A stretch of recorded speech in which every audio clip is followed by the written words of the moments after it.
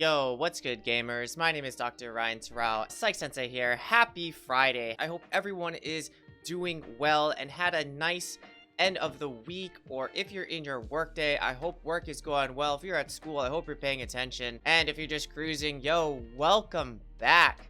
The climb continues. My goal is just to learn some lessons, have some fun out there, think about what I can be doing better, really reflecting on this whole thing of patience and how I've been trying to be patient in my games and what I've been learning through this whole process. I think this week in general has been one week of a lot of growth and a lot of understanding of not only myself, thinking about my climb, how I've been trying to progress as a player. And honestly, I'm not gonna lie, I think Wednesday or Tuesday was really hard. I had like a 7-game loss streak, and I got to this point, I was like, damn, what am I even doing? I've been trying to improve and I feel like I've been doing better, but like I don't feel the results. I don't see it. I don't understand it. I don't get it. And then I played with my friends, and my friends don't play that often ranked, but when we got into this ranked mode, it was like butter. Like they think they're maybe low silver or mid silver, and like there's levels to this game. There's levels. I'm not saying low silver was bad or anything, but what I'm saying was it was a lot easier for me to understand what I was doing differently than a lot of other players in the game. And I think that was really interesting because it actually allowed me to see how I was improving.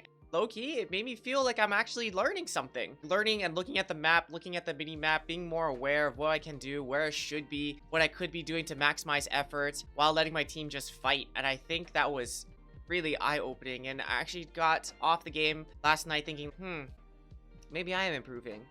Maybe I am actually like doing things that I'm actually supposed to be doing. Really what that made me think about was like, how often have you been trying to work at something, this game, your grind, your schoolwork, your job, your thing that you're trying to improve in, and you're like, man, I've been doing this for days, I've been doing this for months, I've been doing this for years, and I don't feel like you're improving at all. My suggestion is try to find something to help you see how much you've been improving. Maybe it's talking to a friend and letting them know like what you've been going through and see how they see you. You know, what are their observations of you and your growth? Maybe it's playing on a different account. Maybe it's looking at your past work and comparing it to the work that you've been doing. It's really cool to look at people's like art progressions too. I've been watching them on some on TikTok, some on Instagram, where people's like, oh, this is my art 10 years ago. This is my art 5 years ago. This is my art last week. And to actually see the progression of art get better and better and better, it's amazing. I think what's so hard in esports or in games or things that you're doing every single day, it's really challenging sometimes because you get into this groove, you get into this habit or this expectation of how things are supposed to be, and when they're not,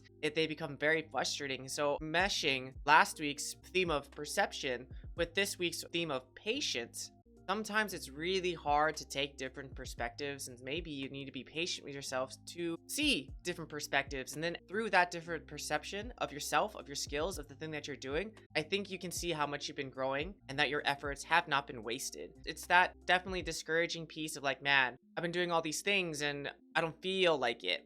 The challenging thing about feelings is that like they're in us. We have these feelings, we have these emotions for a reason, and they're not going to go away. I think the hard part though with these feelings is that sometimes they low-key get in the way. They really affect our ability to persist. They really affect our ability to learn. They really affect our ability to see ourselves clearly. And because we don't have that clear perception, a really good observational stance of ourselves or what we're doing, how can we continue to get better, or how can we continue to persist? Yo, honestly, I never really thought that I would learn so much in a month and a half than how much I've actually learned. Not just playing the game, but about myself, about how I see myself as a player, how I see myself as a coach, the trials and tribulations of being a player and being on the other side of not only being a coach or a mental coach for players, but also trying to do something that I want to improve in a game like my players do. And it's really giving me a piece of empathy about the struggle of what it's like to climb, what's it like to lose points, what it's like to gain points, what it's like to see yourself as a player and put some type of value into the grind that you're doing every single day. It's really interesting, and I think it's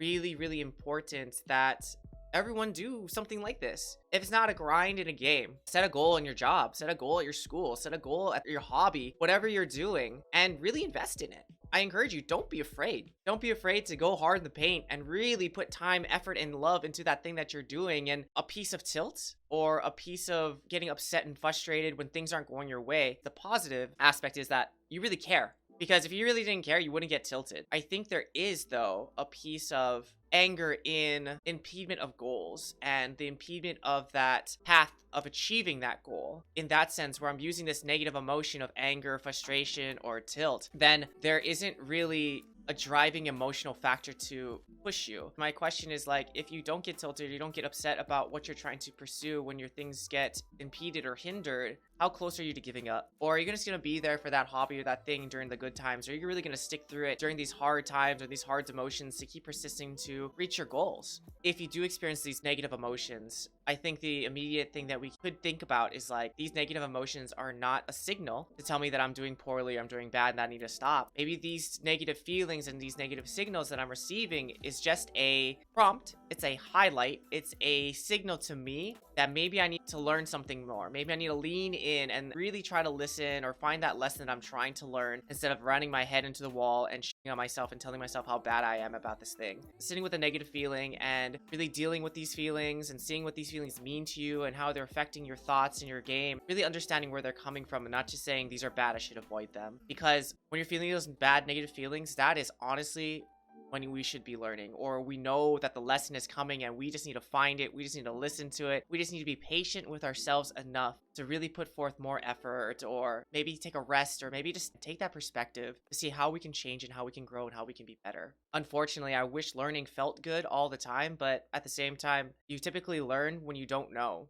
And not knowing and failing feels bad, but at the same time, that's an excellent and exciting opportunity to pick up those skills that we can learn to persist to the future. Our perception and our patience, our interpretation of our emotions and sitting with those emotions that can really help us live better lives, be better gamers, be stronger mentally, be more persistent, more understanding, more empathetic. It's not just experiencing these emotions, but yet at the same time understanding what these emotions means, how we can reinterpret these emotions to help us move forward, and at the same time use these emotions as an emotional highlighter to say that this thing is important to me, how can I make it better, why is it so important, and what can I do to continue to persist when I am faced with failure.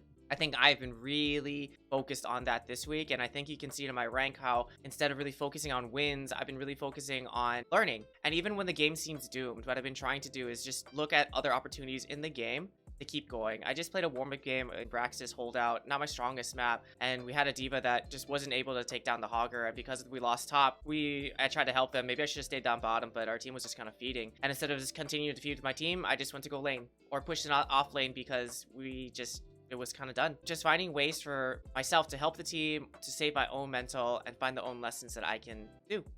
Something that I like about esports or Heroes of the Storm is that all the problems that arise in this game are solvable. And if they're not solvable, guess what? There's always a next game to play. And the fun thing, when you go and review your games afterwards, or you think about the games later that night, you get to think about what you could have done better. And there's always a solution, and there's always a way to improve. That is always the constant reminder of these esports, of these games, or something that I'm taking away from the time of the month in general, is that you can always get better. There's always time to. It doesn't matter how fast you're improving or at whose rate you're improving, and all that matters is that you're improving your own game at your own pace and you're enjoying the process. Because honestly, if you're not enjoying the process or you're not enjoying the game, then why are we playing? There's a lot of other games that y'all can play, and if you really like this one and you want to get good at it, or in a certain way, like there's a lot of ways to get good. Like you could be a quick match warrior and just get good at playing quick match, and that could be your thing. You could be an unranked monster and just go to unranked and play. It really matters though where you want to get good. It doesn't matter like, oh, X, Y, and Z are pro players and are good this way. Like you don't have to be good that way. It only matters the way that you want to get good. You could get good at one specific hero if you wanted to, or you could get good at like 3 specific heroes, but it really depends on what you want to do. When working with players and working with clients, that's often the question that people get stumped on. It's like, what do you want to do? I want to get better. Okay, how do you want to get better? I want to be like X. Okay, well, how can you be like X? Or what are you willing to do to do that, to get to X? And they look at me like, huh? I was talking with a player and they were kind of discussing how they like wanted to go on like walks, or they've been enjoying walking outside. They said, oh, you know what's even better is that I'm actually doing something for myself. I'm not relying on anybody, and this is something that I want to do, not because someone told me to do it, but this is something I'm really, really interested in, or I really want to do. And it was so interesting to see that when you really want to do something, or you find that it's for yourself, you're more motivated and more likely to persist in that behavior. If you're playing games, or if you're doing this thing, who are you doing it for and why are you doing it? thank you so much for coming to the stream. I hope you enjoyed the games that we got to play. I'm glad that we got to review that bot and I get to show you what the mental difference is in these games and what happens when you're able to outlast your opponents mentally. Really, what happens when you're able to really think about how to keep yourself in the game for longer periods of time and what that can mean to your outcomes. Amazing day reflecting on my process thus far of climbing, being patient, finding opportunities, making opportunities for myself in this game, learning so many lessons. And honestly, I think the biggest one is when you are feeling bad and when you're feeling terrible that you're not learning anything, that's the time you should take a break and really step away from the game and really think about other things. And then when you come back, really see and truly see how you've grown and how you've progressed. Amazing Aloha Friday for all of you. I hope everyone had a great time. Thank you so much for coming. And as always, my name is Dr. Ryan Terao, your Psych Sensei, teaching you how to think, play, and slay, baby. One day, one game, one lost Viking at a time. And if you want more of this good, please visit my website, psychsensei.com. There you can find my LinkedIn, my Twitter, my everything. And also, if you want some mental coaching from an esports psychologist, please fill out a consultation form. I'd love to talk to you, get to know you, and see how I can help you. I'll see you next week, Monday at 10 a.m. And I will see you then. Take it easy. Mwah. Big kisses. Peace. Bye.